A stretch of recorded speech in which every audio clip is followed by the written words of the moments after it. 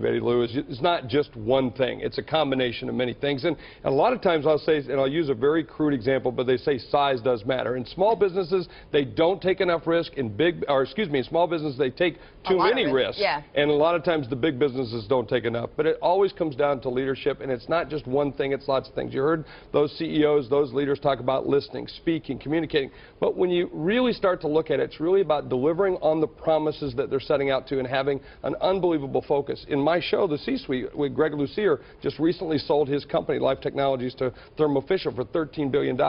And he said they have to be irrational. I thought that was very interesting. And when at first I was a little taken back by that. But what he's saying, he says, we have to be so far out here as a leader in order to drag people to this point.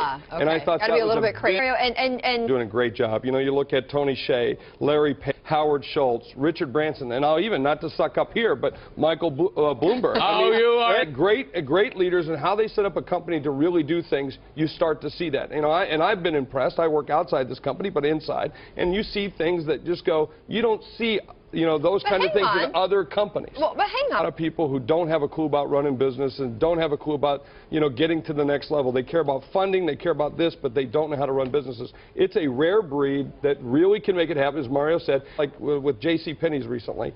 If you want to make that place successful, that CEO has to sleep in a cot in the back room. That's what it takes every single day. They're watching off stage.